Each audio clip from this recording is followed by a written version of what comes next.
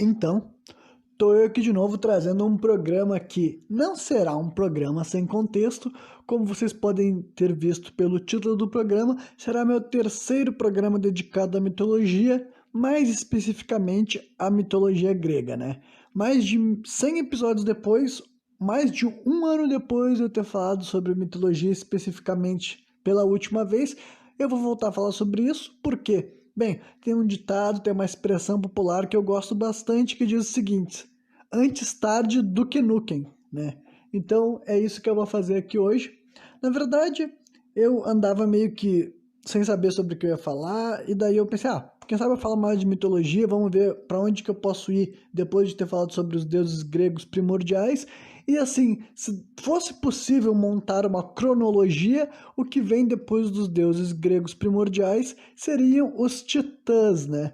E daí eu vi que eu tive que fazer uma pesquisa, acabei me embrenhando cada vez mais, né? Então hoje eu vou fazer alguns esclarecimentos sobre o que vai ter aqui nesse programa.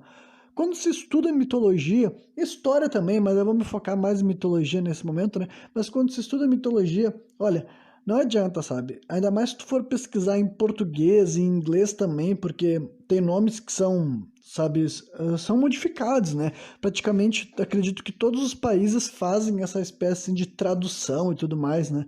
Então, tem múltiplas fontes, coisas variadas e tudo mais. Então, esse programa aqui não é assim para dar uma aula de mitologia para ninguém, é simplesmente para compartilhar algumas informações, algumas histórias que eu achei mais interessantes. E daí também eu vou deixar claro que eu vou estar assim, não é como se eu fosse estar dando vazão para uma história específica, sabe? Eu fiz uma compilação assim de informações variadas sobre essas figuras conhecidas como os titãs da mitologia grega, para simplesmente vocês da audiência que estiverem interessados em saber um pouco mais sobre isso, saírem daqui com, né, com um pouco mais de conhecimento sobre esses seres, sobre essas entidades, sobre essas divindades mitológicas. E daí, quem tiver interesse, faça suas pesquisas próprias, se quiserem ler livros, né? Porque como eu falei, olha, tem vários autores brasileiros que falam sobre isso, tanto em livros como em artigos da internet, como em traduções também. E se tu entende outros idiomas, né? Eu no meu caso só entendo português e inglês, mas se eu encontro bastante coisa em português, ainda mais coisas em inglês, eu só posso imaginar que alguém que tenha conhecimento de outros idiomas, então, recebe ainda mais informações de outras fontes. E se tu quiser fazer aquele processo assim de pesquisar, tipo, se um escritor ou um pesquisador, um historiador tá falando tal coisa, e tu quer ir atrás da onde que esse cara tirou informações para estar compartilhando aquilo ali, olha, honestamente, tu pode ficar a tua vida inteira lendo sobre a mitologia grega e nunca terminar, sabe? Então, eu simplesmente peguei aqui, fiz anotações variadas sobre essas entidades, esses seres que são denominados titãs, sabe? E o que seria titã, começando pela própria palavra, sabe? Tipo, ele seria assim a segunda geração de divindades da mitologia grega após aqueles que foram identificados como os deuses gregos primordiais que eu falei nos dois programas de mitologia, né? Então, esses 12 titãs aqui que eu separei, na verdade eu nem acho que eu vou falar dos 12 aqui hoje, acho que eu separei uns 10 aqui, porque quando você fala de titãs ainda existem os tais titãs de segunda geração, que são os filhos dos titãs da primeira geração. Então eu separei aqui alguns que fazem par e tudo mais, sabe? E pretendo concluir falando de Cronos e Reia, que assim como no primeiro programa sobre mitologia, os que eu tinha mais coisas para falar era Urano e Gaia, sabe? Cronos e Reia estão nessa mesma posição aqui, sabe? Eles são aqueles que têm um pouco mais de conteúdo, um pouco mais de informação e tudo mais para estar compartilhando a respeito, né? Mas vamos lá. Então, para começar, todos esses titãs que eu vou falar aqui hoje, eles são assim, na maioria das fontes, eles são considerados filhos especificamente desses dois deuses primordiais que eu acabei de falar, sabe? Urano, que também é chamado de Céu, né, na versão romana da mitologia grega, digamos assim, e Gaia, que seria a Mãe Terra. Então, Gaia e Urano geraram todos esses titãs aqui. Na verdade, eles geraram 6 titãs homens e 6 titãs mulheres, né? Só que eu separei só as mulheres que são cônjuge, né? São esposas dos titãs masculinos e tudo mais, tem esse caráter todo assim, que dá até pra, não sei se o termo certo de definir é como machista ou patriarcal, mas não adianta, sabe? Cada mitologia vai ter assim, né? Elas foram feitas há muito tempo atrás, nem sei se o termo certo é falar foram feitas, tá ligado? Eu até posso destacar aqui logo no começo que eu vi vários, fazendo minhas pesquisas para esse programa, eu vi que muita gente aponta que o Hesíodo e o Homero, né, que são dois dos historiadores gregos mais antigos, que os relatos deles persistiram até os dias de hoje, eles tinham algumas divergências, assim, sabe, sobre essa história de cosmologia. E como eu falei nos primeiros programas que eu falei sobre mitologia, olha, eu nem sei exatamente da onde que vem essas informações, tá ligado? Eu não acho que, pegando, por exemplo, o Hesíodo, que escreveu a tal de Teogônia, né, que é da onde saem muitas das... Tipo, a primeira fonte, ou a fonte de informação mais antiga que as pessoas têm sobre a mitologia grega é esse cara e tudo mais, essa Teogônia, né, um poema épico com mais de 1000 linhas e tudo mais. Então, tipo, eu nem sei se esse cara criou, tá ligado? Eu não tenho como saber se esse cara tava... um dia ele sentou e começou a refletir. Eu vou começar a criar histórias sobre a criação do universo. E esse cara era tão genial a ponto de que as histórias que ele criou, fabricou do nada, foram capazes de persistirem até o dia de hoje para eu estar aqui agora fazendo um podcast sobre isso, sabe? Ao mesmo tempo que eu também não sei se ele tava pegando histórias que ele ouviu de outras pessoas, de outros povos, porque ao longo dos séculos, né, ao longo dos milênios, para ser mais exato, historiadores variados foram correlacionando os mitos gregos com outras religiões, com outras mitologias e tudo mais, sabe? Então, honestamente, eu acho todas as opções fascinantes, tá ligado? Seja simplesmente uma fabricação vindo do nada, ou algo que o cara deduziu através de sonhos, ou se ele estava modificando histórias que ele via de outro lugar, independentemente disso, sabe? E falando sobre as divergências entre o Homero e Hesíodo, uma delas é que Hesíodo dizia especificamente isso que eu falei no começo, que Urano e Gaia eram os geradores desses titãs todos, sabe? Naquele processo que eu descrevi no primeiro programa sobre mitologia, que Urano, não querendo ser superado pelos titãs, né, que eram os filhos dele, cada vez que nascia um titã, ele colocava eles dentro da própria esposa, que era Gaia, né? E inclusive não só dentro da Gaia, mas também dentro de Tártaro, que daí Tártaro já é outra entidade por si só, então é muito confuso, eu não fico me pegando a esses detalhes, é simplesmente divertido ler e pensar a respeito dessas imagens abstratas, praticamente, né? E além disso, além dos titãs, também tem o quê? Os Hecatonquirus, que nesse programa eu não vou falar sobre eles, eu acredito que vai ser no próximo programa sobre mitologia eu falo sobre eles e tudo mais. Porque honestamente, cara, quando tu vai pesquisando, tu pensa assim, nossa, se eu for entrar nisso, se eu for falar sobre isso, vai sair um pouco do que eu queria, né, ser num programa para ficar um pouco mais nichado, digamos assim, né? Então, Hecatonquirus eu vou deixar para outro programa, os Ciclopes eu vou deixar para outro programa, os Gigantes, que é outra coisa diferente de Titãs também eu vou deixar para outro programa e tudo mais. Só que, né, tudo isso veio quase na mesma, assim, tipo, não só da mesma fonte, né? E até porque tem outras fontes que também falam sobre essas divindades e tudo mais, né? Tipo, por isso que eu falei, eu acho que é muito difícil colocar uma agulha de quando que esses mitos começaram a surgir. Provavelmente o Hesíodo não foi o criador desses contos, tá ligado? Provavelmente ele já estava fazendo alguma espécie de compilação, e por falar em compilação também, um nome que eu li bastante nessas pesquisas que eu estava fazendo é um cara chamado, assim, Pseudo-Apolodoro, sabe? Eu não vou soletrar para vocês, tentem descobrir como é que se escreve isso. Por que é esse Pseudo-Apolodoro?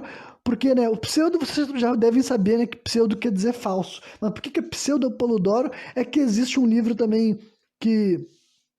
acredito, né, um livro chamado Biblioteca, né, que biblioteca quer dizer coletânea de livros, né, mas é um livro que tem isso na biblioteca, que acreditavam que ele tinha sido escrito por um cara tal de Apolodoro de Atenas, só que depois, conforme foram estudando mais esses escritos, viram que algumas informações que tinham ali não batiam, sabe?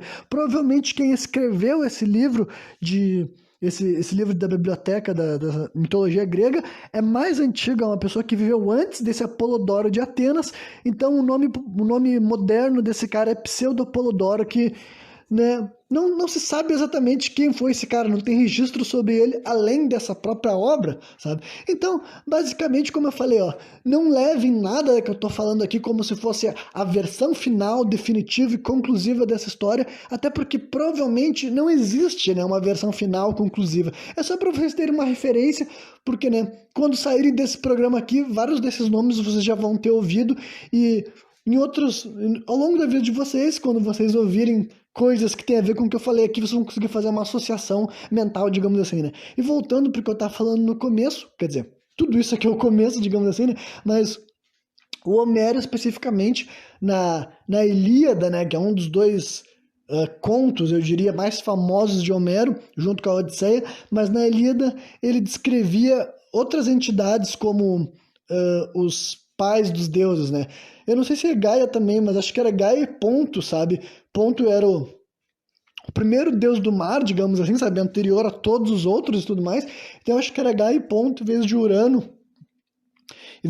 e Gaia, sabe? Então tem essas divergências até lá, antes de Cristo, esses caras já não estavam, tipo assim, não estavam todo mundo de acordo como que tinha rolado a mitologia grega. Então, levem esse programa aqui simplesmente como um exercício de reflexão e tudo mais, não né, a versão definitiva da mitologia grega, porque como eu disse, eu não acho que mesmo que vocês parem do dia de hoje até o dia da morte de vocês se dedicando unicamente para estudar a mitologia grega, eu tenho certeza que ninguém seria capaz de chegar na versão certa e fidedigna e saber a verdade e tudo mais.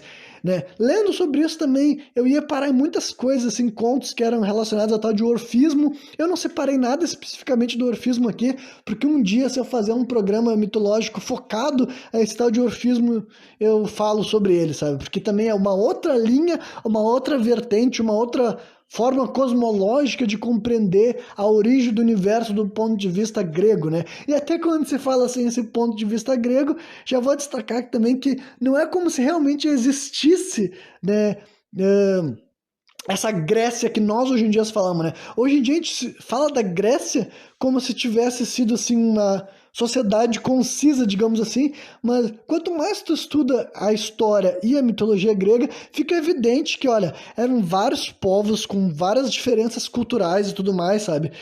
Com certeza, de cidade para cidade, de região para região, os contos mudavam, as crenças mudavam, as divindades mudavam. Então, olha, é bem certo afirmar que nunca existiu uma Grécia, tá ligado? É bem certo afirmar que essa nova versão de estudar a história da Grécia é realmente isso, é uma fabricação construída com o tempo, construída pelos historiadores, principalmente os mais modernos, né?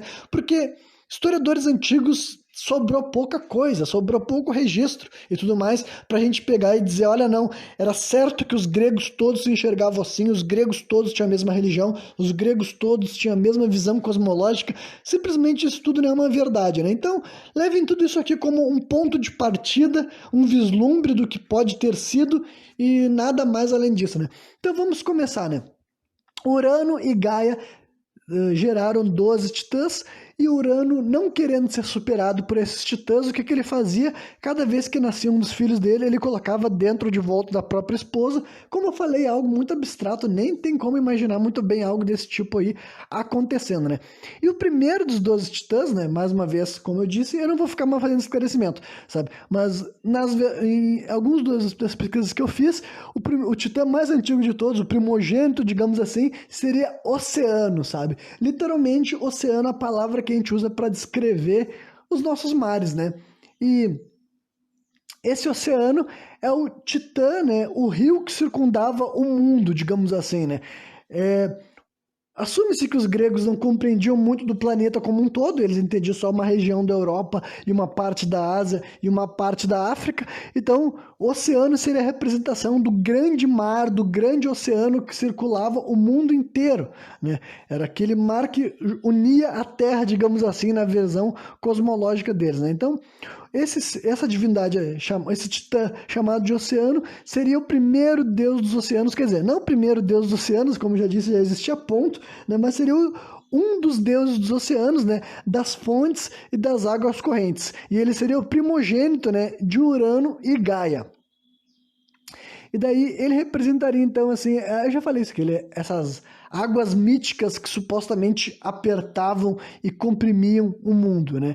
E daí uma diferença que eu posso dar para vocês de como que tu pode interpretar como que esse oceano difere, por exemplo, de Poseidon, é que, né, Hesíodo especificamente, até onde eu sei, né, como eu disse, dizia que o oceano daí ele habitaria os mares distantes, que para os gregos seria o quê? O mar Atlântico, sabe? Era o mar que eles menos conheciam. Então o oceano vivia nessa região do mar Atlântico. Enquanto Poseidon, que também é uma divindade marítima, o mar que ele habitava era o mar Mediterrâneo, o mar que ele dominava, entendeu? Então tem várias dessas divindades, né? Não só na mitologia grega, mas esse programa é só mitologia grega, mas os panteões variados ao redor do mundo é bem comum que haja múltiplas divindades que sejam assim, sejam ligadas à mesma coisa, como no caso as águas e tudo mais.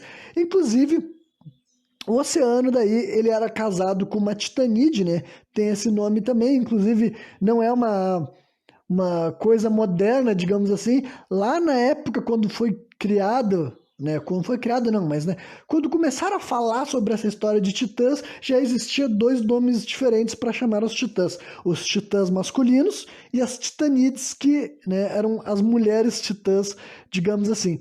Enfim, e o Oceano, ele era casado com a irmã dele, digamos assim, né? O que é bem comum, como eu falei aqui, todos os titãs que eu separei para falar nesse programa aqui, eles são casados com uma irmã, com e tal. E daí o Oceano, ele é casado com a titanide chamada Tétis, que também é uma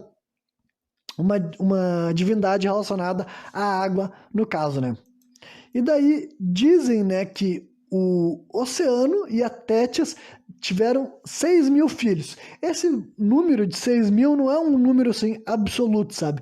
Provavelmente esse número tão grande quer dizer assim uma forma mais assim romântica de dizer que eles tinham tantos filhos que sequer era possível saber com precisão, né?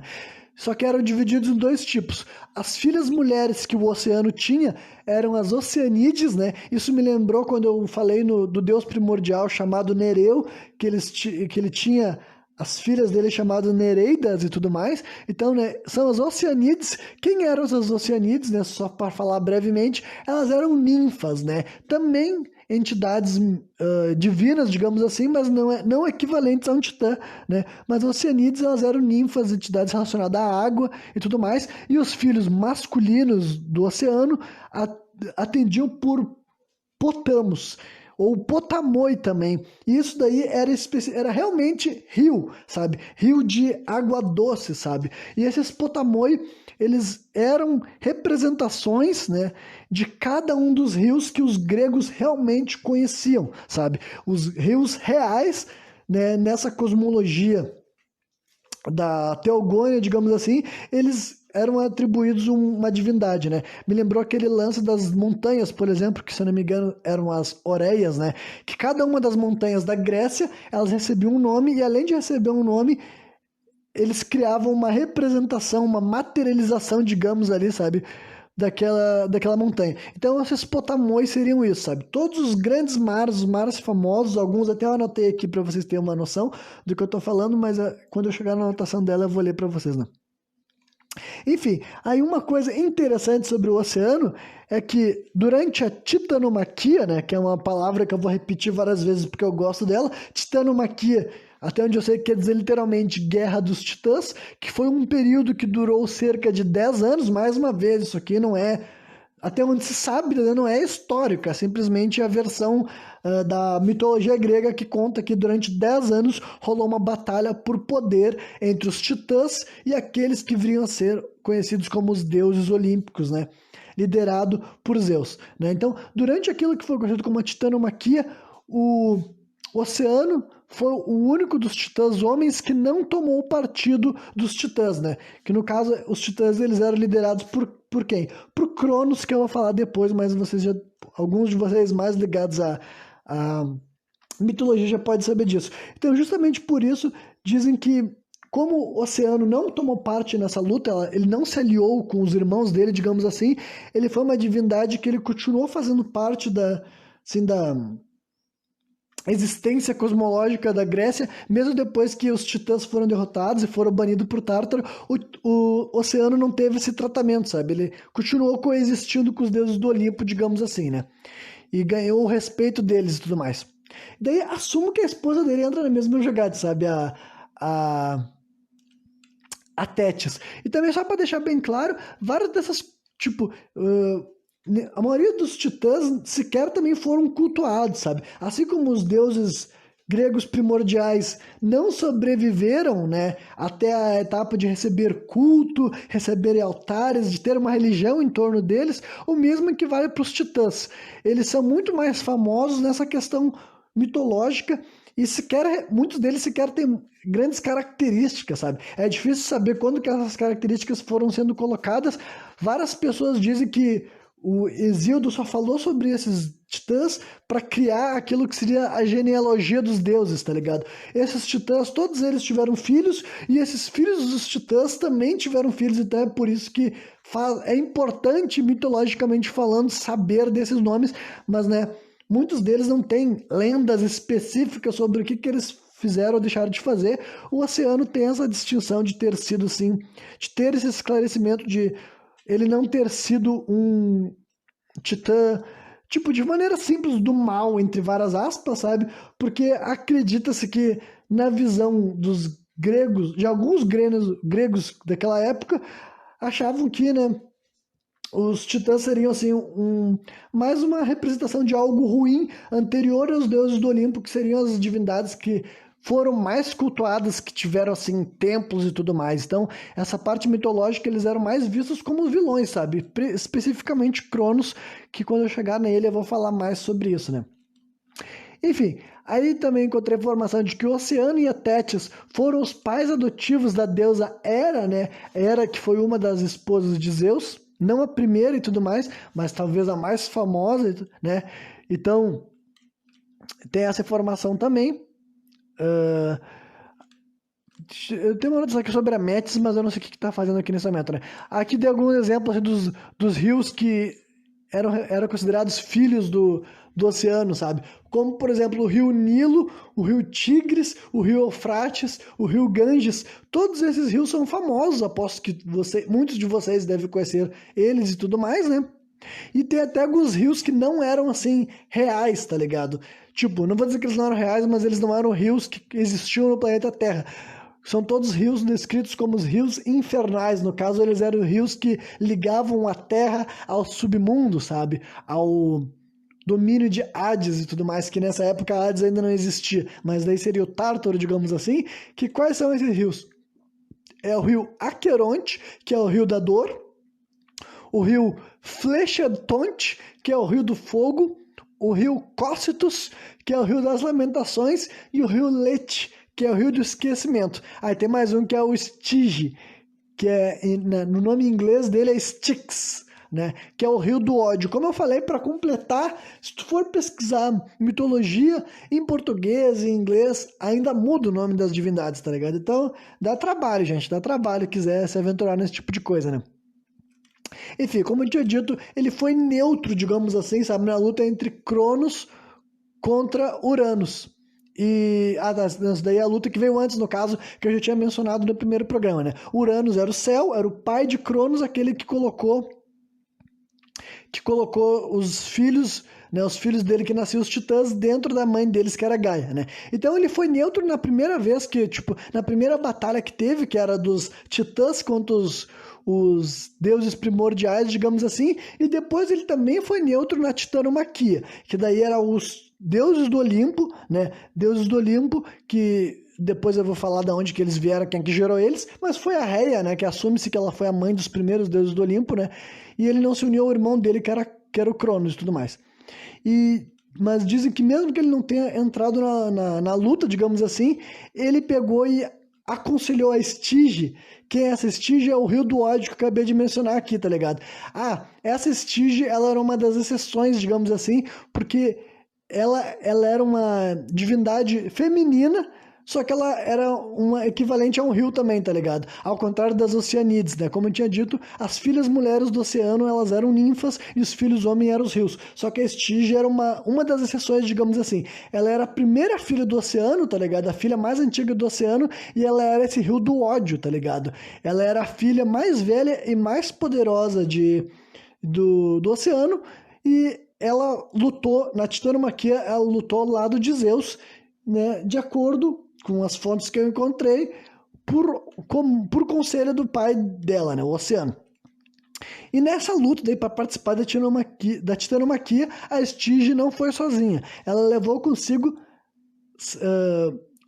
4 dos filhos dela, que acho que são os 4 filhos só que ela tinha mesmo, né?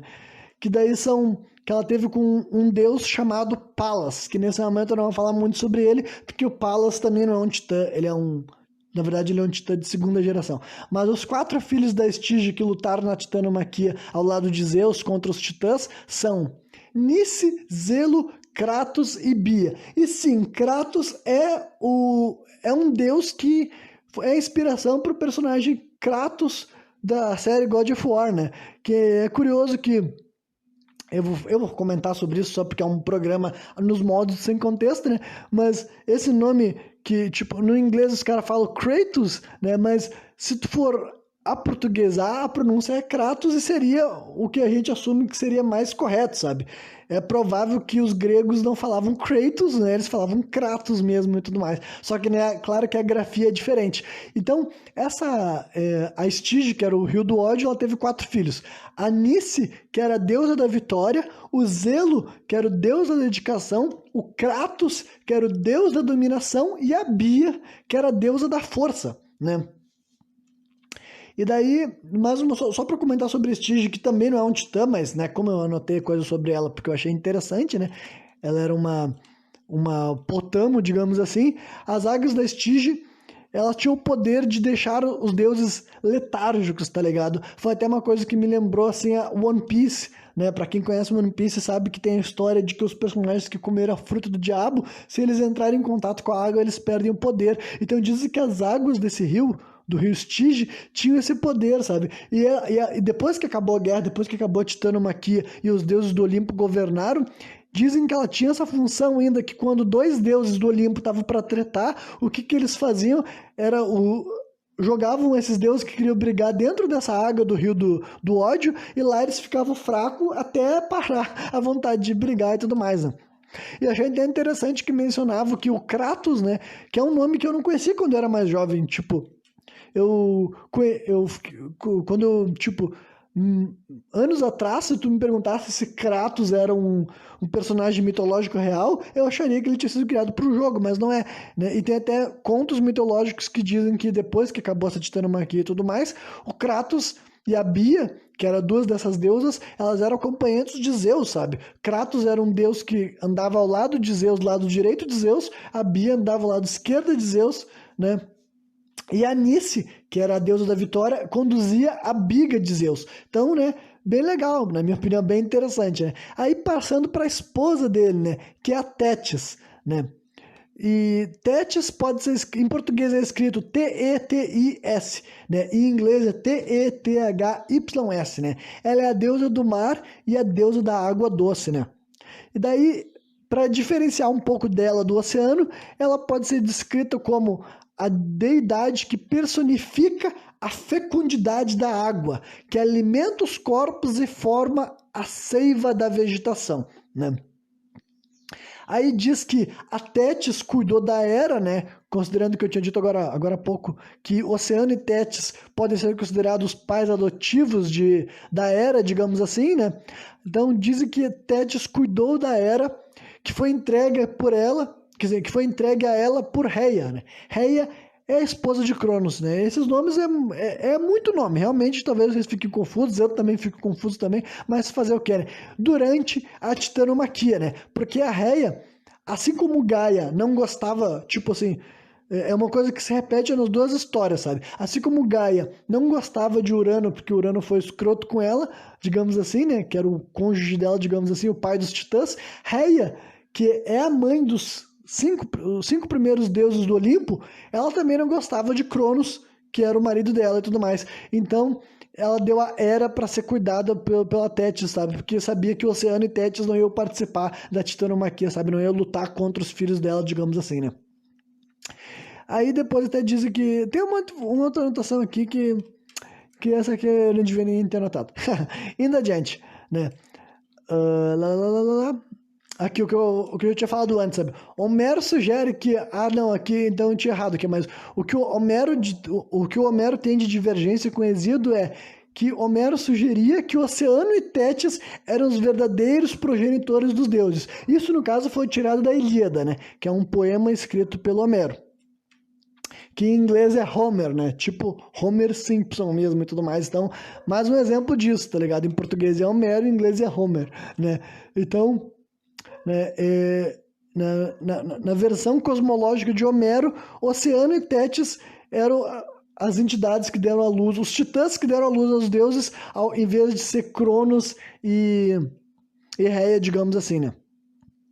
Aí também tem eu fiz uma anotação que diz que às vezes Tétis era confundido com outra Tétis, que daí é uma Tétis com T-H-E, que essa daí é uma das Nereidas, que quem são as Nereidas são as filhas de Nereu, né? E essa Tétis é mãe de Aquiles. Só que essa Nereida vai vir depois da história, não tem nada a ver com a titanomaquia e tudo mais, né? E daí também destaquei aqui que alguns historiadores correlacionam o Oceano com Apsu e Tétis com Tiamat, né? Quem são esses deuses? Eles não têm nada a ver com a mitologia grega. Eles são divindades da cosmologia babilônica, né? A cosmologia babilônica é dos povos lá da Suméria e tudo mais. Então, né?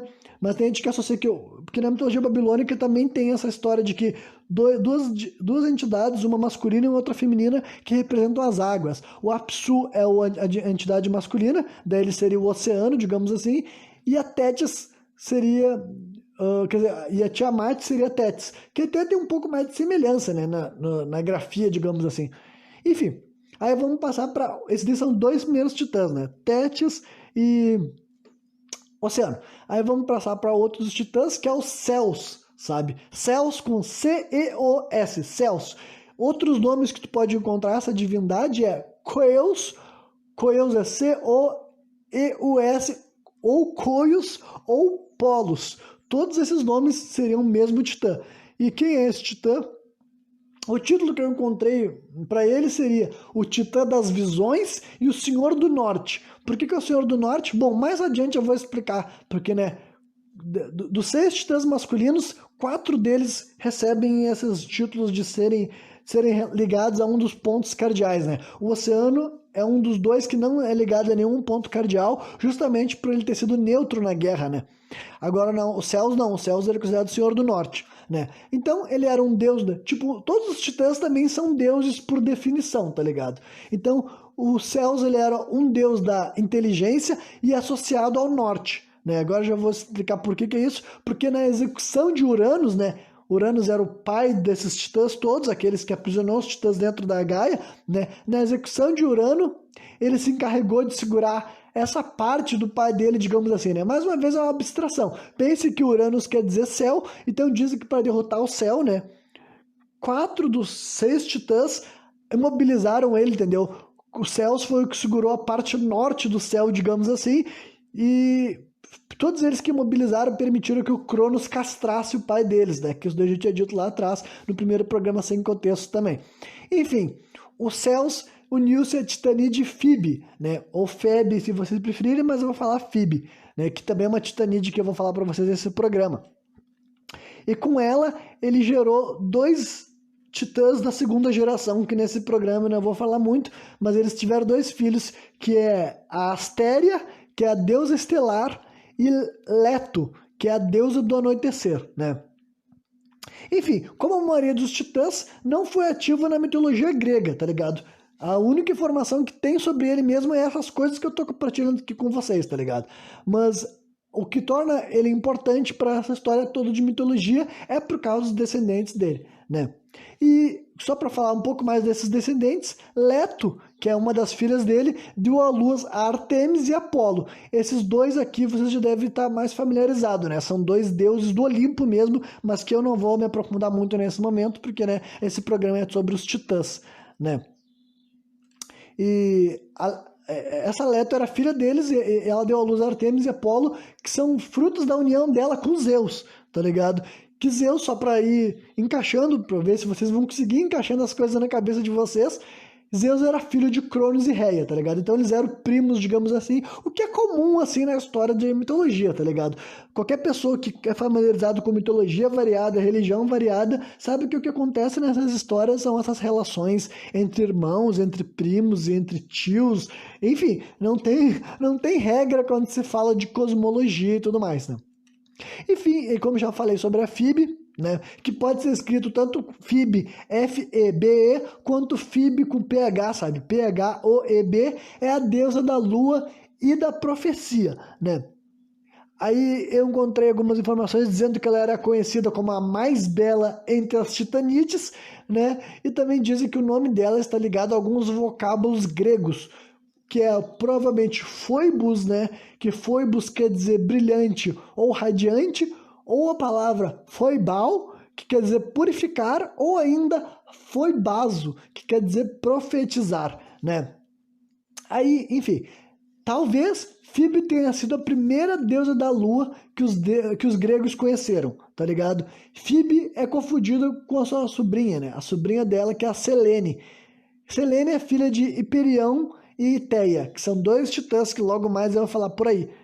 E também era confundido com as netas dela, que é Artemis e Hecate, porque todas essas divindades eram relacionadas com a lua, tá ligado? Mas a Phoebe é a titanide que veio antes de todas elas, digamos assim, né? Enfim, Phoebe era uma deusa da lua relacionada com as noites de lua cheia. Seu nome quer dizer brilhante, nome que foi emprestado ao seu neto Apolo, que também era chamado de Fibo, sabe? Porque também vem da mesma caractere de ser algo brilhante, né? Phoebe era uma antiga deusa da profecia e a terceira a presidir o oráculo de Delfos, né? Delfos é uma cidade que existiu, né? E ele era famoso por ter um oráculo que, tipo, oráculo é alguém que prevê o futuro, digamos assim, sabe? Isso realmente existiu, sabe? Existiu uma cidade, né, uma polis chamada Delfos, que hoje em dia tem até, assim, restos dessa cidade e tudo mais. Há milhares de anos existia uma cidade com esse nome e tinha um oráculo muito famoso lá, historicamente falando. Só que lá naquela época já tinha histórias dizendo que começou a existir um oráculo nessa cidade porque as primeiras vezes que tinha gente nessa cidade vendo o futuro eram. Primeiro foi Gaia, né, a própria Terra, no caso, que era a mãe de Phoebe, e depois foi a Themis, que é uma outra titanide que é a irmã dela, que eu não vou falar nesse programa porque ela não é uma dessas que é casada com os irmãos, digamos assim, e depois a Phoebe teria sido a terceira a se tornar oráculo, e ela foi oráculo dessa cidade até passar essa posição pro neto dela, que é Apolo, tá ligado? Que também seria o quarto oráculo de Delfos, né? Prosseguindo, né? Então, 4 dos 12 titãs já foram falados para vocês. Aí agora vamos pro quinto titã. Todos esses daí, né? Filhos de Urano e Gaia, de acordo com a cosmologia de Hesíodo, que é a que eu tô seguindo para não ficar falando toda hora que na versão de outros historiadores mudava. Vamos lá. Aí o quinto titã é o Crio, né? Que pode ser escrito C-R-I-O, Crio, né? Tipo de Criou. E outros nomes que tu pode encontrar essa divindade é Crios, né? Aí tu toca o O por um U e um S, ou Crios com K-R-I-O-S, né? Esse daí é o titã do universo, do cosmo e das constelações. E ele também era conhecido como o Senhor do Sul. Senhor do Sul porque na execução do pai deles, né? A execução do pai dos titãs, Urano, ele segurou a parte sul do céu, né? Enfim, ele está intimamente ligado à constelação do Carneiro. Já vou destacar aqui que essa parte aqui da história dele é tipo assim, ainda menos difícil de afirmar, porque tem gente que eu encontrei anotações dizendo que tudo isso aqui é questionado por certos historiadores que falaram que não encontraram nenhuma dessas informações em textos históricos, tá ligado? Mas agora eu vou compartilhar com vocês porque eu achei divertido, tá ligado? Enfim, ele poderia estar intimamente ligado à constelação do Carneiro. Por que dizem isso? Porque o nome dele em grego quer dizer carneiro, e carneiro quer dizer Áries, né? Que aqui, por algum motivo, aqui no Brasil, em vez de chamarem a constelação de Carneiro, a gente chama de Áries. O que é bem curioso imaginar, porque que na hora que essa esse signo do zodíaco veio parar aqui nas terras tupiniquins, por que resolveram modificar de Carneiro para Áries, né? Eu também não sei a resposta. Enfim, então esse Crio seria o primeiro deus responsável por organizar os ciclos estelares. Além disso, ele também poderia ser conhecido como o deus do frio, das nevascas e das criaturas abissais não conhecidas pela humanidade, né? Aí, durante esse daqui, né? Na verdade, o único dos titãs que não participou da titanomaquia foi o Oceano, né? E provavelmente daí... o único dos titãs masculinos, no caso, porque das titãs femininas, as titanides, no caso, a maioria delas não participou da guerra contra os deuses do Olimpo, né? Mas o único titã masculino que não lutou contra os deuses do Olimpo foi o Oceano, né? Já esse aqui não, o Crio lutou ao lado do irmão dele, Cronos, né? Mas daí também eu encontrei que... Isso aqui, na verdade, eu vou comentar mais adiante, que tem uma versão do mito que diz que em algum momento da história, né, Zeus se reconciliou com o pai dele e permitiu que os titãs voltassem às funções divinas na ordem universal. Agora eu já mencionei agora mesmo, mas enfim, mas depois eu vou comentar de novo, né? Enfim, aí o Crio é o primeiro dos 6 titãs que eu vou ler aqui pra vocês, que ele não se uniu com uma titanide, tá ligado? Ele uniu-se com a Euríbia, que essa Euríbia, ela era filha de Gaia com ponto, sabe? A Euríbia era deusa da fúria e da violência do mar, então ela não é uma titanide, né? Filha de Gaia com ponto. Gaia quem? É a Terra, né? Que era a mãe dos titãs. Só que o pai dos titãs era Urano, que era o céu. Esse ponto era o mar, tá ligado? Então era a filha de Gaia com outro deus primordial, né? E dessa união entre Crio e Euríbia, que é a deusa da fúria do mar, surgiram Astreu, que é o deus das estrelas, dos planetas, da astrologia, basicamente aquilo que eu falei que o Crio também era, tá ligado? Só que o filho dele é quem ia assumir essa função, digamos assim, sabe? Além disso, eles também deram a Euríbia, deu à luz a Pérsis, que é o deus da destruição, e Palas, que é o deus dos ofícios da guerra, tá ligado? Quem é esse Palas? Eu já tinha falado pra vocês, tá ligado? O Palas é um titã da segunda geração, que foi o que tinha se unido com a Estige, que foi o rio aquele que deu à luz a Kratos, Nice e blá blá blá, o Isca-Sachê que eu tinha mencionado lá em cima, tá ligado? Então, agora as coisas estão se encaixando pouco a pouco, eu acho. Talvez você esteja entendendo nada, esteja tudo confuso, mas, cara, a mitologia é confusa. Enfim. E como a gente tinha dito, sabe, algumas fontes consideram que Crio é o menos caracterizado dos titãs, e de modo geral os titãs já são considerados divindades pouco caracterizadas, tá ligado? A maioria das informações que se tem a respeito deles vem da Teogônia, do Hesíodo mesmo, e das poucas menções que alguns outros historiadores da Grécia Antiga faziam sobre eles, e tudo mais. Então algumas dessas informações que eu compartilhei com vocês sejam imprecisas, mas não deixam de ser divertido, né? Aí, indo adiante, esse foi o quinto titã que eu li pra vocês. Agora o sexto titã, né? Tipo, quinto titã contando homens e mulheres, né? No caso, só pra listar de novo, até agora eu falei Oceano, Tétis, Céus, Fibe e Crio. 5 primeiros titãs, agora vamos pro sexto titã, que deve ser o quarto titã masculino, inclusive, que é o Hiperião, tá ligado? Em inglês é Hyperion. Hyperion daí, Hyperion é com H, H-I-P-E-R-I-A-O, com um tio em cima do A, né? Em inglês daí tu substitui o I por um Y e não tem um ão, né? Hyperion seria em inglês, né? Esse daí é o Titã da Luz e Senhor do Leste, né? Vocês devem entender que ele é o Senhor do Leste, porque na luta dos titãs contra Urano, ele segurou o lado leste do céu, né?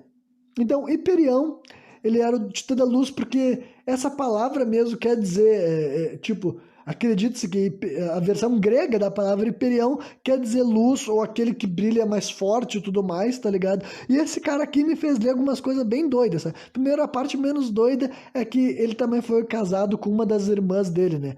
Com a Titanide, conhecida como Teia.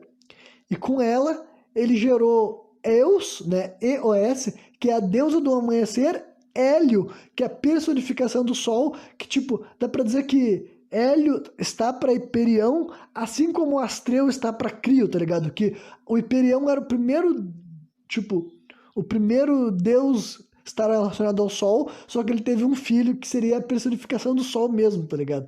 Que é Hélio. Até onde eu sei, Hélios quer dizer literalmente Sol em grego, né?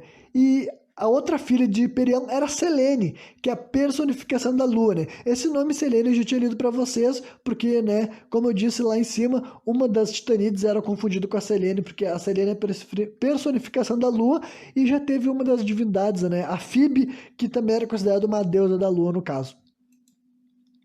Aqui é a parte doida que eu separei aqui para comentar um pouco, que é de um cara chamado Diodoro Sículo. Quem é esse maluco? Olha, talvez algum dia eu fale sobre ele de novo num programa sem contexto, mas eu vou ter que ler mais coisas sobre ele para poder falar sobre isso, tá ligado? Mas basicamente, esse Diodoro Sículo, ele foi um historiador grego também e tudo mais, que ele estudava o tal de Evemirismo, que era uma doutrina que foi feita por um cara chamado Evêmero, que também era um historiador grego, mais antigo ainda que esse Diodoro Sículo. E basicamente o que esse Diodoro fazia e esse Evêmero fazia era estudar as mitologias, não só gregas, mas as mitologias da Síria e de outras regiões ali da Pérsia, do Egito, das épocas dos povos conhecidos pelo mundo antigo. Esses caras estudavam a mitologia como se elas fossem história real, só que tipo assim, de seres humanos que foram deificados, tá ligado?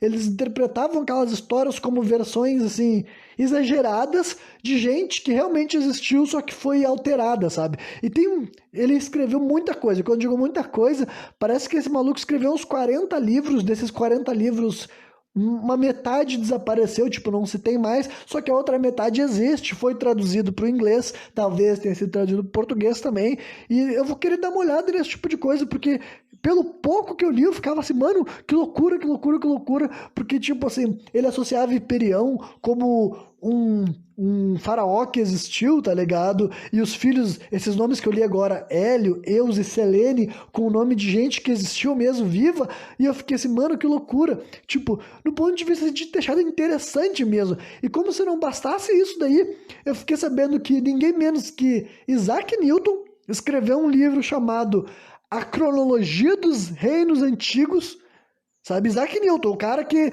da gravidade, os caras era quatro, super famoso. Ele estudou essa história de evenirismo, sabe? Que mais uma vez, evenirismo é estudar a mitologia como se a mitologia fosse história alterada para ficar de um ponto de vista lendário, sabe? Então Isaac Newton estudou isso e fez também esse tipo de comparação, sabe? Isaac Newton também falou, e provavelmente essas histórias que os gregos falavam tinham acontecido, mas não na Grécia. Tinha acontecido no Egito, tinha acontecido na Líbia e tudo mais. E eu fiquei assim, mano, que doideira, que história absurda. Eu quero muito ler esse livro agora, sabe? A Cronologia dos Reinos Antigos, feito por Isaac Newton, sabe? Volta para aquela história que eu já falei em alguns programas sem contexto, que as pessoas têm essa falsa mania de achar que todos os grandes pensadores, todos os grandes cientistas, eles eram, tipo assim, céticos e totalmente, tipo assim, não pensavam em deuses, não pensavam no espiritual, não pensavam em simbologia, eles eram seres humanos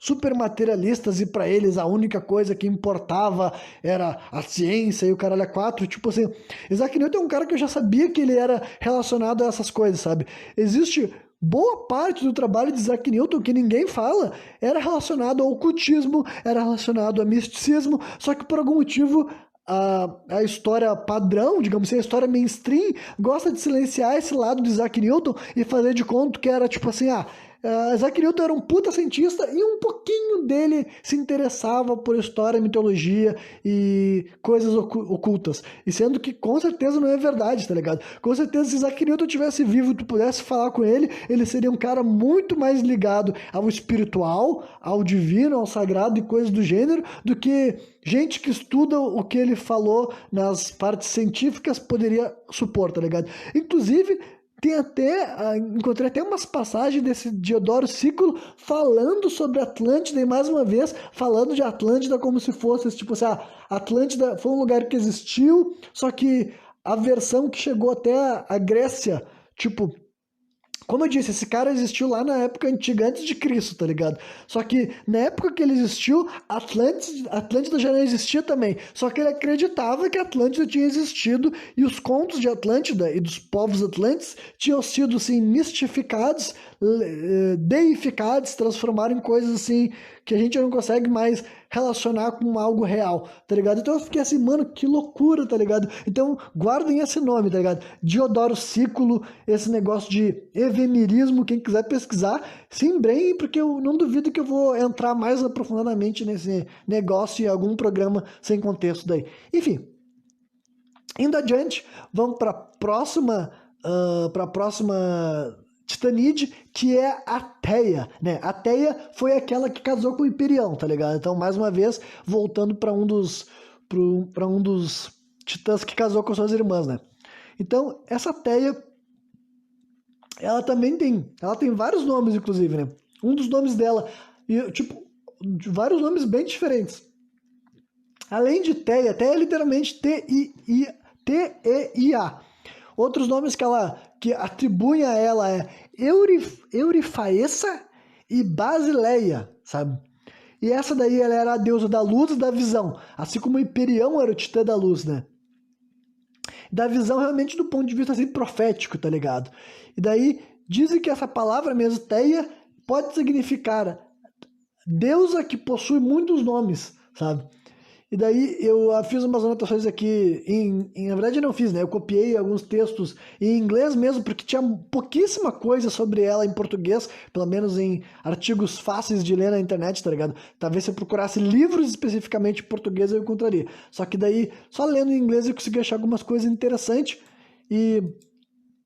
Enfim, aí o papel mitológico da Teia nesse negócio assim da cosmologia mesmo do Exildo é que ela foi mãe da deusa lunar Selene, tá ligado? Ela e o Hiperião foram mãe da deusa lunar Selene.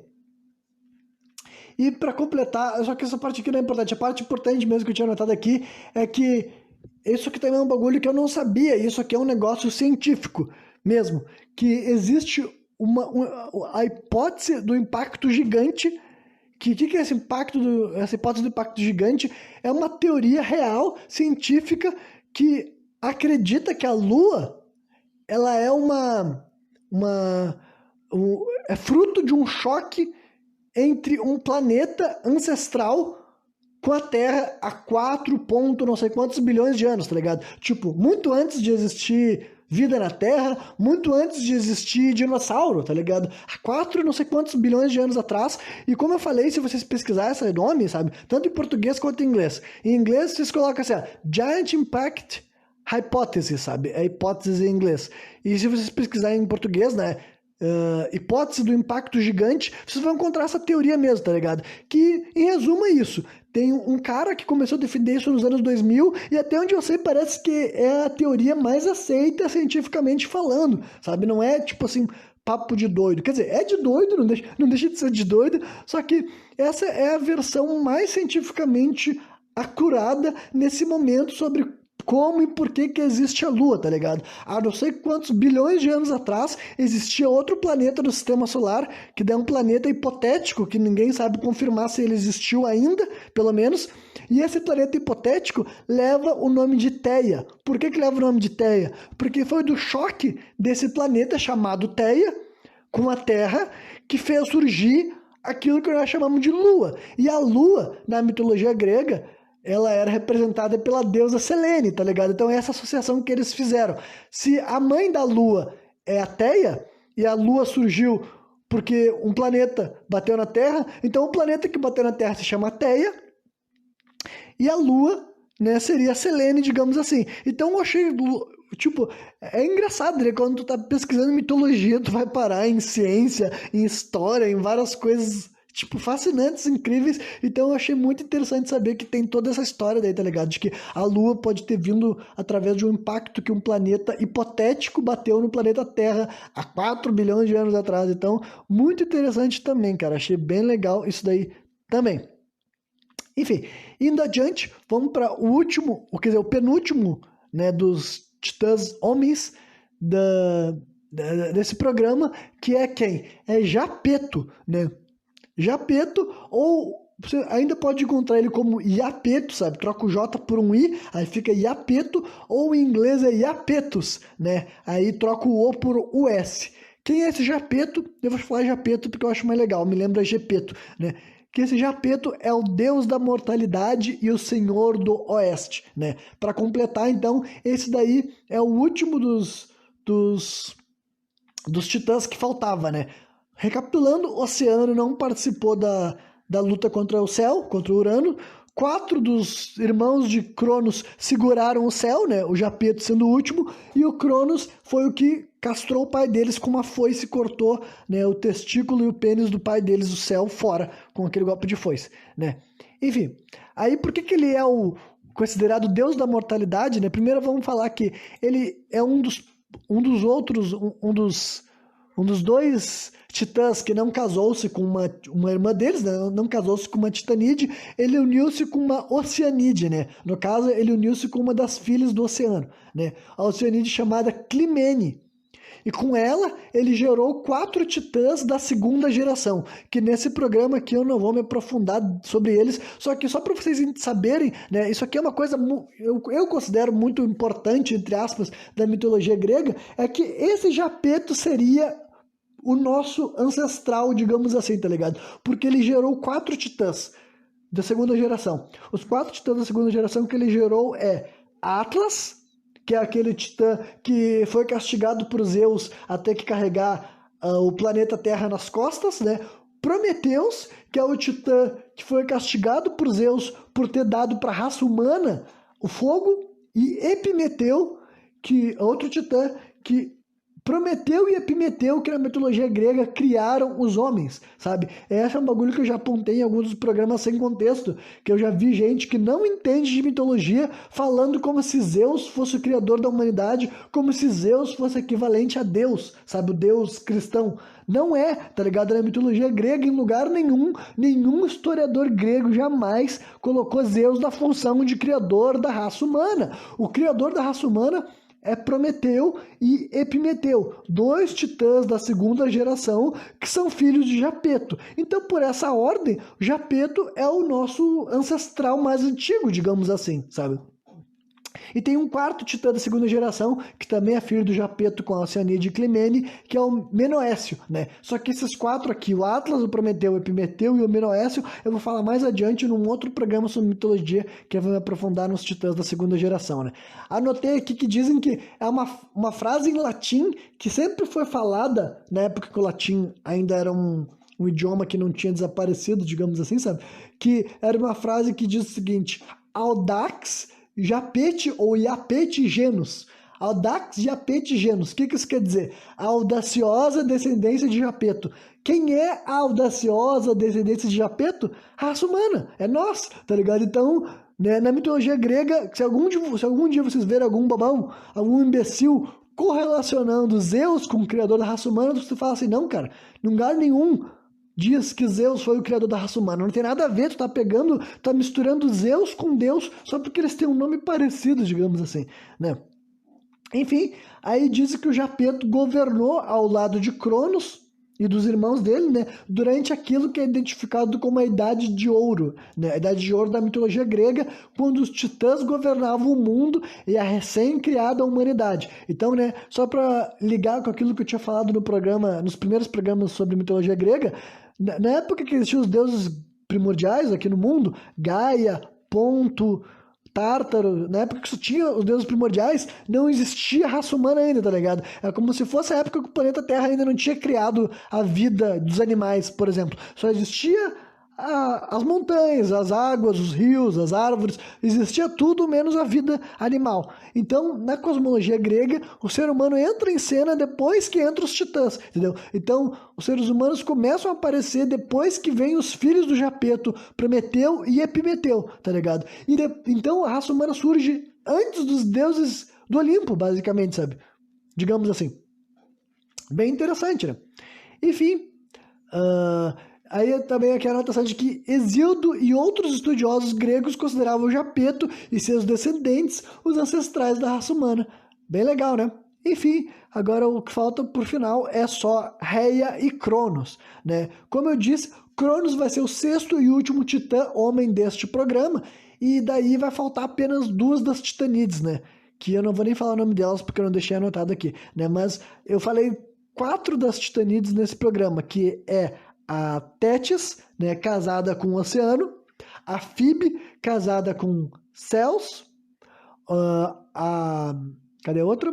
A Teia, casada com Hiperião, e agora a quarta e última é a Reia, que é casada com Cronos, e essa aqui vai ser, talvez seja a parte, não sei se vai ser a parte mais longa do programa, mas tipo assim, o Titã individualmente, que eu vou falar mais coisas sobre ele, porque na mitologia grega ele é aquele que teve mais detalhes mesmo, né? Como é dito, a maioria dos outros titãs não tem sequer muitas histórias, muitos contos sobre eles. A função deles na mitologia grega é mais serem ancestrais daqueles que viriam a ser os deuses que receberam mais cultos e tudo mais, e receberam também seus contos mitológicos mais elaborados, enfim, aqueles que grande parte da minha audiência deve ter ouvido falar, nem que seja superficialmente. Mas vamos lá, né? Vamos começar a falar sobre Cronos, né?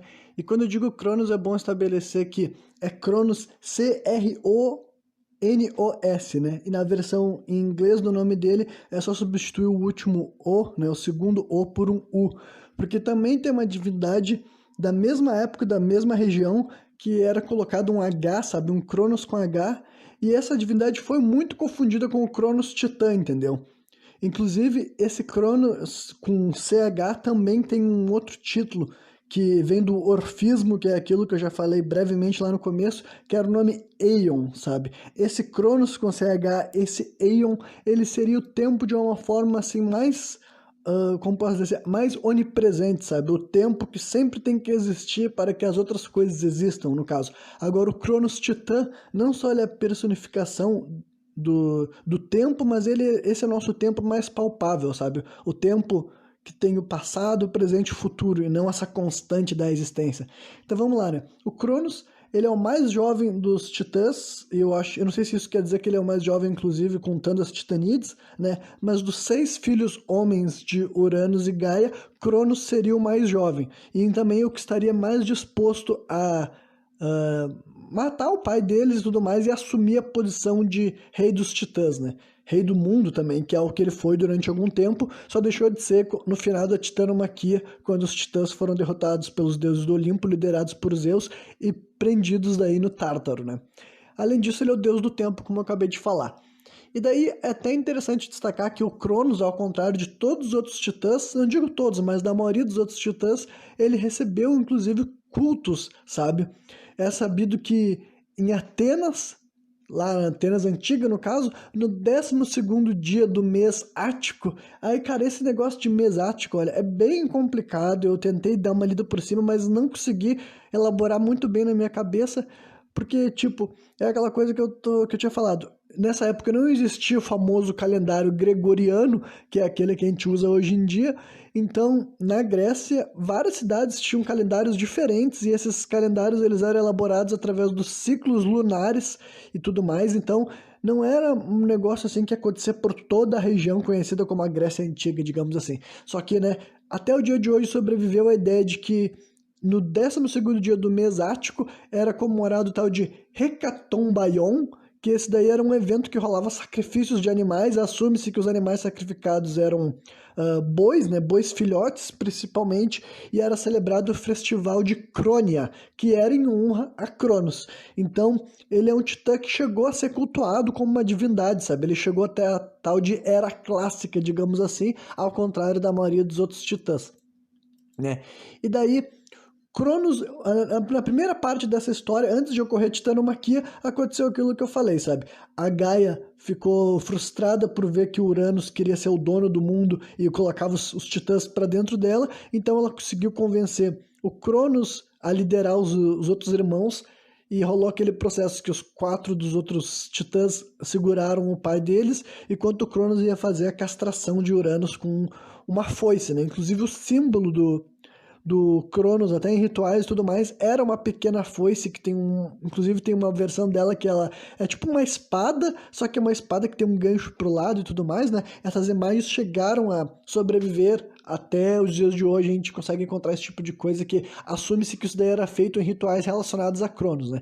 E daí depois disso, o que o Cronos fez? Ele se tornou o deus do mundo, né? O rei do mundo, digamos assim, e ele aprisionou os Hecatonquiros, que eram irmãos deles, digamos assim, porque eles também eram filhos de Gaia com Uranus, aprisionou os Hecatonquiros e os Ciclopes de novo, que tinham ajudado Cronos na batalha, sabe? Eles tinham ajudado os Titãs a derrotar Urano, digamos assim, aprisionou eles de volta daí no Tártaro e colocou uma entidade que o nome dela é Camp, né?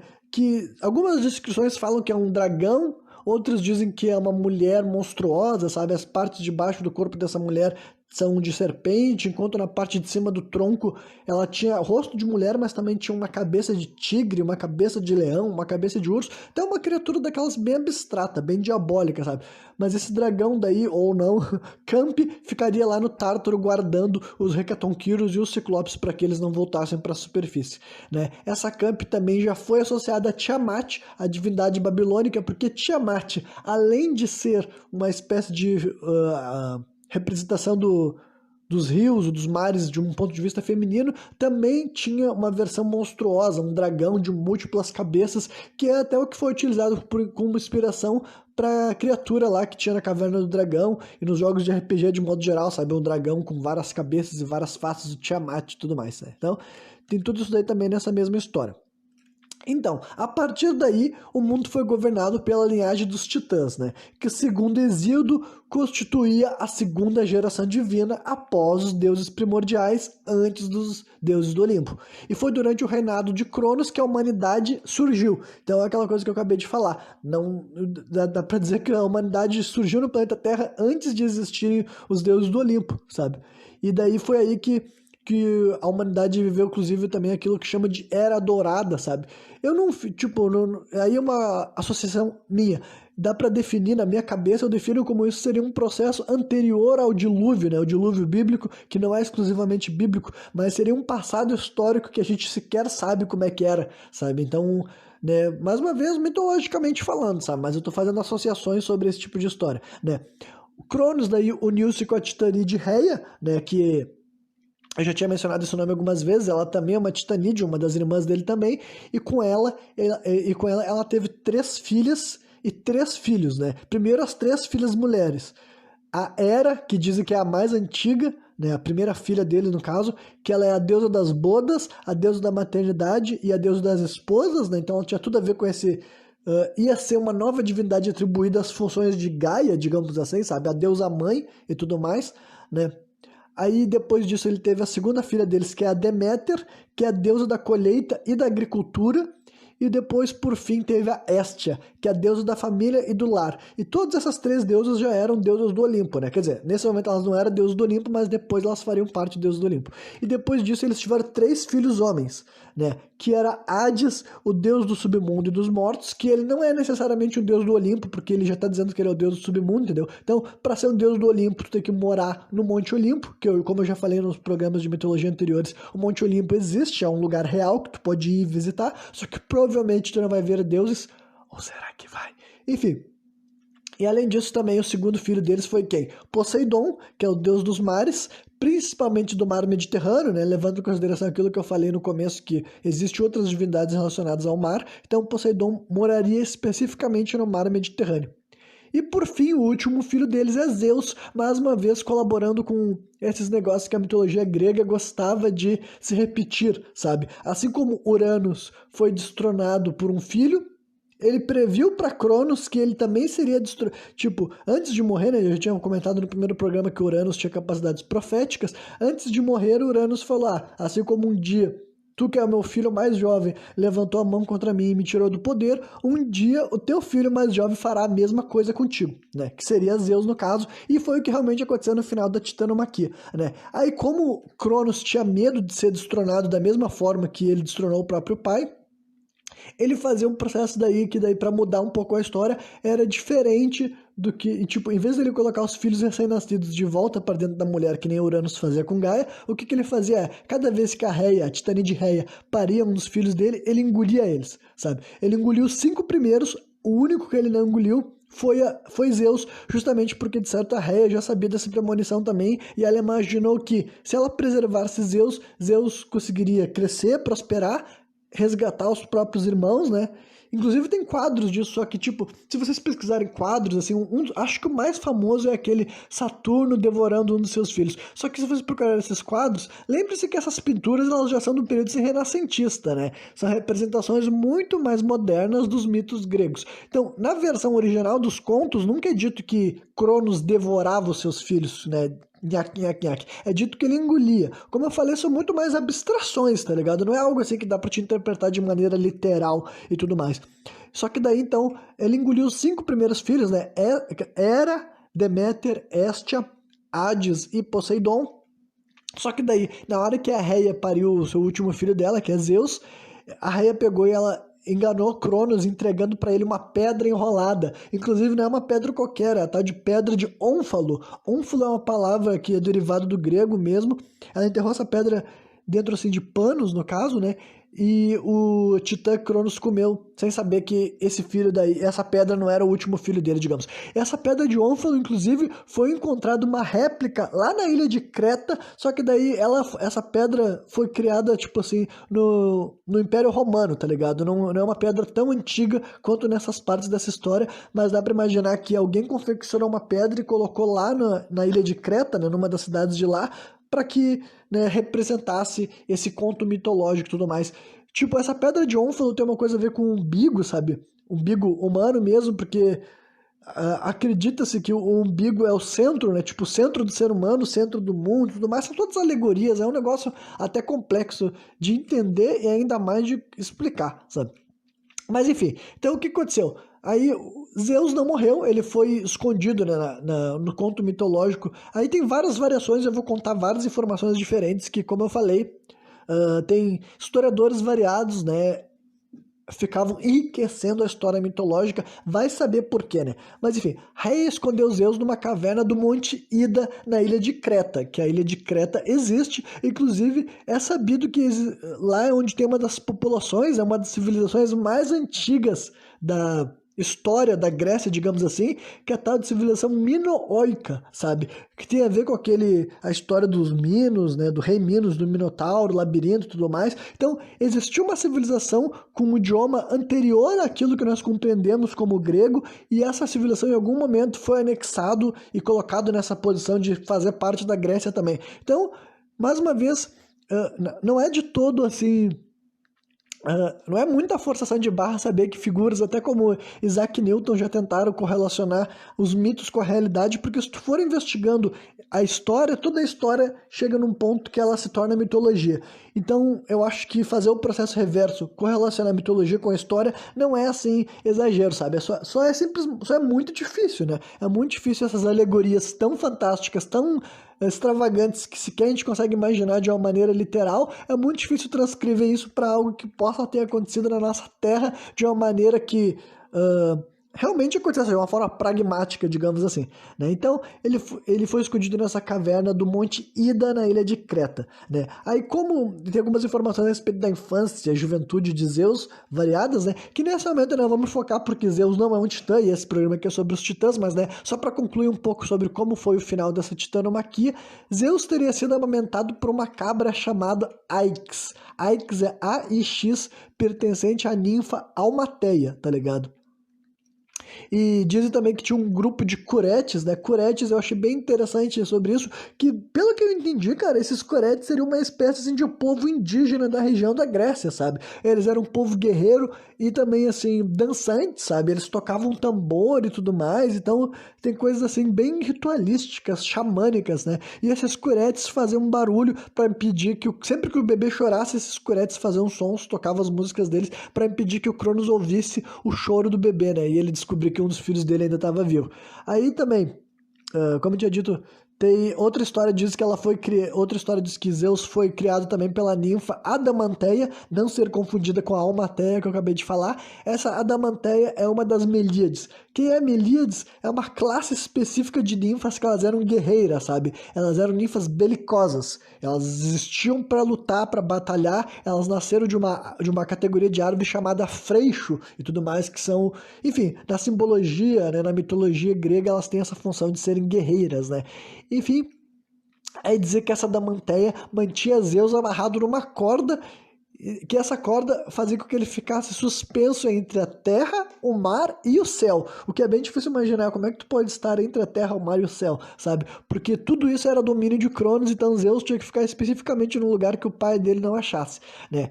Aí, enfim, quando Zeus cresceu, ele ia fazer aquilo que todo mundo esperava que ele fizesse, né? Que era não só vingar do pai dele, mas além disso ele teria que soltar os próprios irmãos, né? Porque ele sozinho não poderia vencer de todos os titãs. Então, como que isso se deu?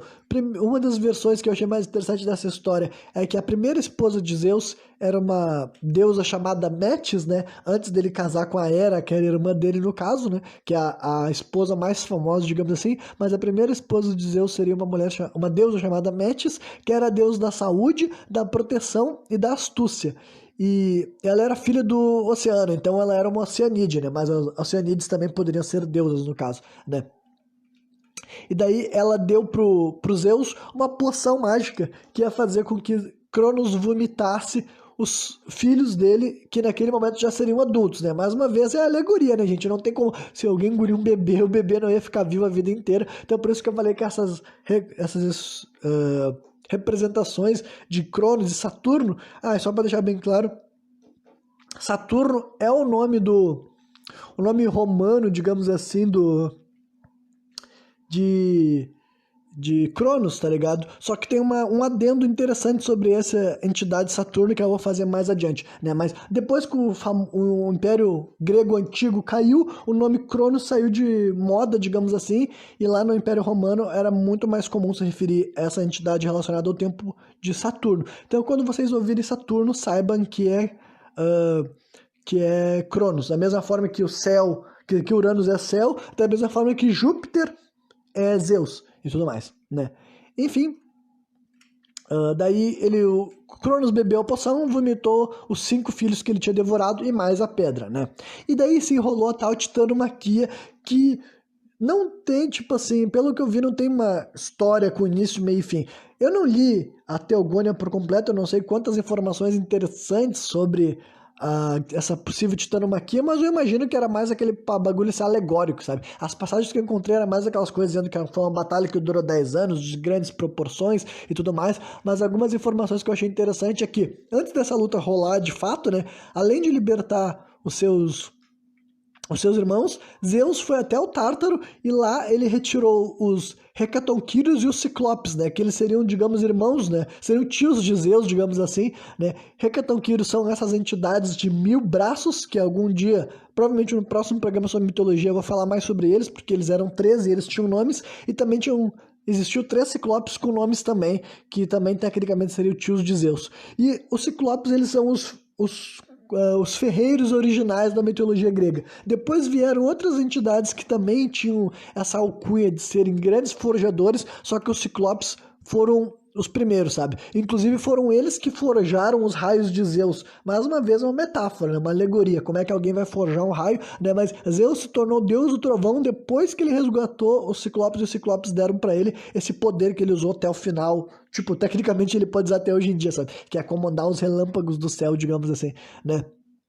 Além disso, outras informações interessantes sobre possíveis equipamentos que foram utilizados nessa titanomaquia é a tal de Égide, sabe? Égide era um escudo mágico sagrado que Zeus utilizou nessa batalha também, sabe? Aí tem 2 versões dessa história. Uma dizem que a Égide foi feita também pelos Ciclopes e deram para Zeus para ele usar nessa batalha, ou também tem uma versão dizendo que essa égide foi feita da pele da cabra. A pele da cabra que amamentou Zeus durante a infância, sabe? Essa cabra Aix, depois que Zeus ficou adulto, certo? A cabra, eu não sei se ela morreu ou Zeus executou ela, tanto faz. Só que ele pegou o pelo dela e do pelo dela fez essa tal de égide, que é uma palavra que a gente usa até hoje em dia para dizer que alguém está sob proteção de algo, sabe? Até dentro dos tribunais é uma expressão jurídica tu usar esse termo égide, sabe? E isso vem lá da Grécia também. Então, É um bagulho que eu achei bem curioso, bem interessante, né?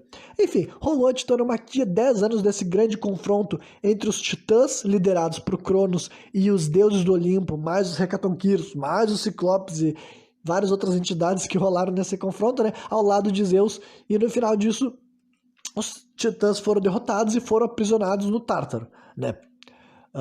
No final de tudo isso, Zeus se tornou o Senhor do Céu, né? A divindade suprema da terceira geração dos deuses da mitologia grega, né? Recapitulando, deuses gregos primordiais, titãs, deuses do Olimpo. Então Zeus era o terceiro senhor do mundo, depois de Uranus, depois de Cronos e tudo mais, né? Então, e o segundo filho que se tornou o próprio pai, né? Nesse processo. E daí ele baniu os titãs para o Tártaro e afastou o pai dele do trono, né? Aí... nas palavras de Homero, né, Zeus prendeu ele com correntes do submundo subterrâneo, né? No mundo subterrâneo, é que submundo subterrâneo ficou errado, né? Ficou um pleonasmo. Mas é um mundo subterrâneo onde foi encontrado após 10 anos de uma luta em acho que essa minha anotação ficou meio perdida. Perdão, gente. Né? Mas o que eu ia dizer é que em algumas outras versões do mito, né, Cronos e os titãs são alcançados pela misericórdia de Zeus. Dizem que passado algum tempo depois da titanomaquia, Zeus se acertou com o pai dele, libertou os titãs do Tártaro e os titãs voltaram a fazer aquilo que eles deveriam estar fazendo no universo, sabe? Eles retomaram suas funções cosmológicas e tudo mais, né? Enfim, aí tem até um destaque aqui que diz que, com a permissão do filho, né, Hades, que é um dos filhos de Cronos também, o Cronos recebeu o direito de se tornar o governante dos Campos Elíseos, né? Para fãs de Cavaleiro do Zodíaco vão se lembrar dessa expressão. Os Campos Elíseos é um lugar do inferno, do submundo, do Tártaro, que não é um lugar ruim, entendeu? São campos mesmo, onde os bem-aventurados, tá ligado? Aqueles que não merecem a punição eterna, a danação eterna, vão para viver bem, digamos assim, depois. Então, Cronos receberia essa função, né? Ele que seria o líder dessa parte do inferno nessas versões do mito em que eles não ficaram aprisionados no Tártaro para sempre e tudo mais, né? Lá, lá, lá.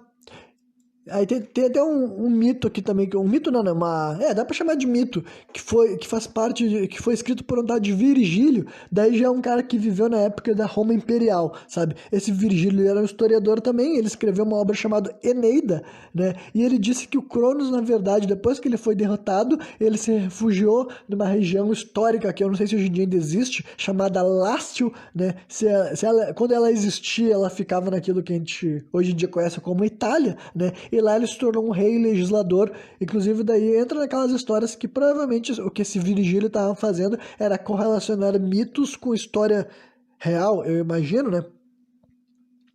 Enfim, e daí só para destacar aquelas diferenças que eu tinha falado entre Saturno e o Cronos grego, é que depois que foi estudando essas associações, sabe-se que já existia um culto a uma divindade chamada Saturno anterior digamos assim, Roma dominando o seu Império Grego. Sabe? Até esse próprio processo, essa transição de Roma para Grécia é muito curioso mesmo, sabe? É um bagulho que eu teria que fazer um programa daí de história, não de mitologia, só para tentar explicar um pouco do que eu compreendo disso. Porque, tipo, não tem, como eu posso dizer assim, é difícil saber quando que rolou essa transição, tá ligado? Porque o Império Grego existiu, dominou, prosperou e, como eu disse, é muito improvável que em algum momento da história daquilo que a gente chama de Grécia Antiga realmente rolou uma grande unificação, sabe? É muito difícil dizer que as pessoas de tudo aquilo que abrangia a Grécia Antiga, e quando eu digo Grécia Antiga, cara, teve várias etapas, várias fases, mas é bem improvável dizer que as pessoas que viviam, sei lá, no que se chama Líbia, que já foi anexado pela Grécia, e as pessoas que viviam ao que hoje em dia a gente chama de ilha de Chipre, tinham muitas características em comum, seja a religião, a fé, a cultura, enfim, até traços físicos, sabe? Então, é bem provável que, enquanto isso daí estava acontecendo mesmo aqui na Terra, quando isso não era passado, era presente, é bem improvável que existiu algo como uma Grécia unificada, sobre a mesma bandeira, sobre o mesmo rei, sabe? Isso daí provavelmente é uma construção que foi feita depois, sabe? Pelos líderes que vieram depois e pelos historiadores que tentam explicar de uma maneira simplista algo que com certeza é muito mais complexo e que não tem como falar que rolou de tal forma, sabe? E a mesma forma dessa transição, entendeu? esse grande império que assume-se que se chamava de Grécia, em algum momento ele parou de se chamar de Grécia e começou a se chamar de Império Romano, tá ligado? E também não foi uma transição da noite pro dia, não foi tipo assim, alguém se acordou e falou, de agora em diante vocês não se chamam mais de grego, vocês se chamam de romano, mesmo depois que existiu a Roma Imperial, existia pessoas que se identificavam como helenos, né, povos helenos e tudo mais, então assim, olha, essas histórias é muito mais provável que elas sejam retroativas, tá ligado? A pessoa que estava no presente falava como é que foi o passado, entendeu? E não as pessoas do passado contando as histórias dele, e daí chegavam as pessoas do presente e respeitavam a história que vinha antes, sabe? Provavelmente não foi assim. Então, mas né, estudando, analisando, vendo tudo mais, até se vocês pesquisarem assim, Templo de Saturno, vocês vão encontrar um templo, né? Na verdade, restos, né? Porque a Grécia e Roma, como teve muitas batalhas, muitas guerras, não só internas para o poder, mas também invasões de povos ditos como bárbaros que tomaram o poder e tomaram aquela região, e sem contar que também que o Império Romano no começo ele não era cristão e depois ele se tornou cristão, então assim, e começou a perseguir aquilo que ele definia como paganismo, né? Que todas as religiões, todas as divindades foram chamadas de pagãs em algum momento.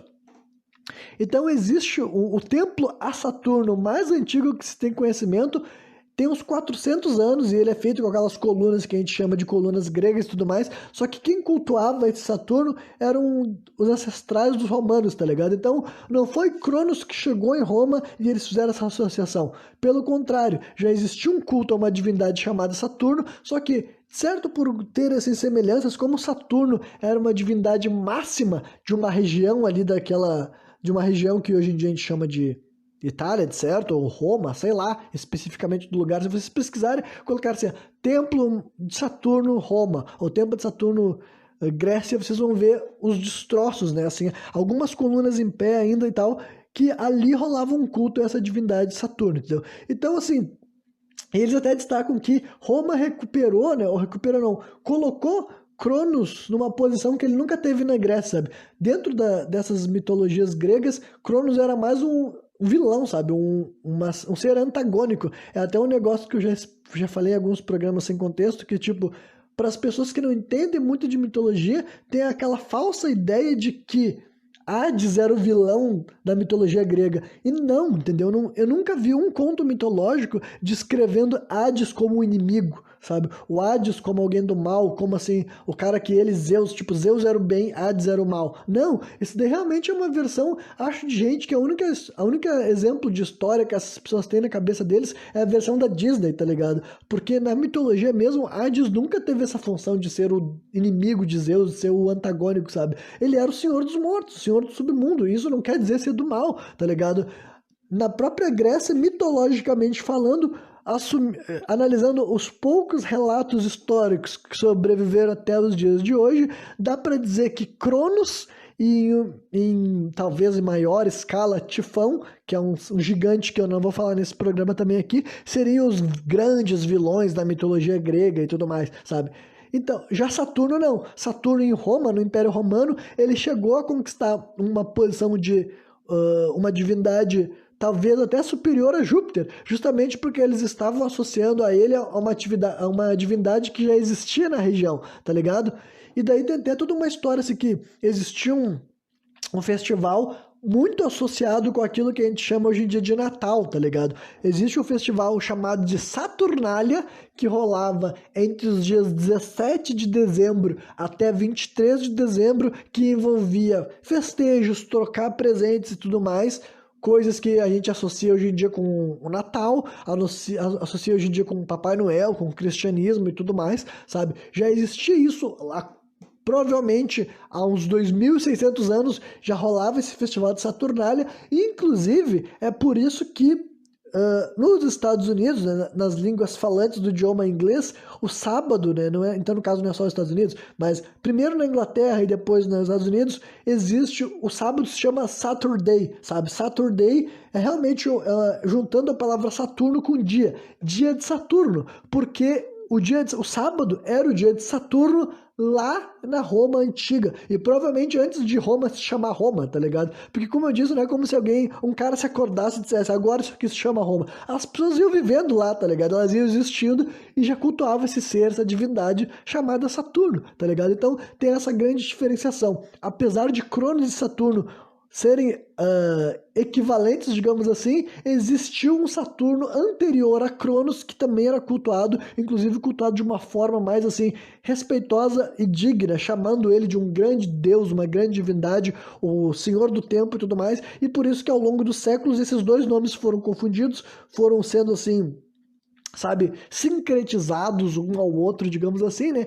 E por fim, a própria Reia, que eu já tinha mencionado, né? Ela é a última titanide que eu vou falar hoje. Eu já falei dela quando eu falei do próprio Saturno, no caso, no próprio Cronos, melhor dizendo, né? Reia, escrito R-E-I-A, na versão inglesa do nome dela fica R-H-E-A, né? Ela era tida como a rainha dos titãs e a deusa da maternidade, né? Mais uma vez, é como se a primeira mãe da mitologia grega fosse Gaia e a filha de Gaia que assumiria a posição dela, digamos assim, seria a Reia. E a Reia, assim como Cronos, ela chegou a fazer parte não só da mitologia, sabe? Esse nome eu vou falar em vários outros programas sobre mitologia, porque ela continua existindo, sabe? E porque ela participou de várias histórias, justamente porque ela teve essa função de salvar Zeus e tudo mais. Inclusive tem mitos dizendo que Zeus depois quis casar com ela, sabe? Tipo, casar com a própria mãe, o que deixa, né? Mais uma vez é alegoria, sabe? É metáfora, não é como se, tipo, se tu ficar levando histórias de mitologia como se fosse, tipo, assim, um filho querendo casar com uma mãe, isso daí, tipo, em primeiro lugar, se torna burro, estúpido, porque realmente não era assim, entendeu? Não era assim que essas histórias eram construídas, tomando com muita base a versão humana desses seres e tudo mais, né? Mas mais uma parada cosmológica, né? Só que a Reia, por ela ter essa função na Teogônia de Osíodo, de não ter sido assim, uma antagônica a Zeus, e sim alguém que escondeu os Zeus e depois permitiu que os Zeus chegassem ao poder, ela existiu ainda na mitologia grega, sabe? Vários dos outros heróis gregos e deuses gregos têm ligações com Reia, a Reia participa de outras histórias, ela vai ser mencionada em mais outros programas, então eu não vou me estender muito aqui falando sobre ela, porque daí para falar sobre esses capítulos dela, eu teria que abrir várias outras lacunas, várias outras divindades, vários outros seres que não são titãs, e esse programa que já ficou longo, já passou de 1 hora, e se estender ainda mais. Então, Reia, assim como Cronos, dá para dizer que esses são os dois titãs que mais persistiram além da Teogônia do Exíodo, sabe? Eles não existiram na mitologia só para serem ancestrais de outros deuses que vieram depois. Eles foram pais e mães de outras divindades, só que depois eles contribuíram para a mitologia de uma forma mais ativa e prática. Inclusive é provável que a Reia também tenha sido cultuada, sabe? É provável que esse nome, que não era necessariamente Reia, né? Devia ser escrito de outra forma, pronunciado de outra forma, compreendido de outras maneiras, mas é provável que assim como Cronos chegou a ser cultuado, chegou a ser deificado, né? Sendo tratado como um deus, enfim, tendo religiões em torno dele, é bem provável que a Reia também participou, recebeu isso, ao contrário de todas as outras titanides que eu falei aqui, que muitas delas, provavelmente se tu falasse esses nomes até na época da Grécia Antiga, os gregos, os povos helenos variados daquela época, sequer saberiam quem são, porque né, não é como se tivesse sido difundido, ou pelo menos a gente não tem muitas provas de que, sabe, um grego, tipo, a gente não encontra templos de Japeto ou Iapeto, a gente não encontra templos de Fibe, por exemplo, sabe? Isso daí aparece muito depois em imagens feitas por pessoas que estudavam mitologia grega, tá ligado? Um cara lá no ano de 1100 estudava mitologia grega e fazia uma imagem representando essas divindades. Só que não tem muitos indícios de que há 2.400 anos atrás, 2.500 anos atrás, existia um culto, existia uma relação com isso. Então a Reia é uma que, assim como o marido dela, escapa dessa regra dos titãs e tudo mais. Mas é isso aí, tá ligado? O programa ficou extenso e tudo mais, mas acho que ficou maneiro, acho que deu pra fazer um compilado de informações pertinentes e interessantes. E só pra destacar, isso aqui não é uma aula sobre mitologia, é pontos de partida, é pontos de referência, é nomes para vocês pesquisarem, histórias para vocês verem. Se vocês quiserem ler no que os próprios historiadores escreviam, até porque, né, a história é recontada eternamente. E a mitologia também, sabe? A história está constantemente sendo reavaliada. Para tu contar uma história, depende do teu viés, depende de onde tu veio, depende do que tu acredita, sabe?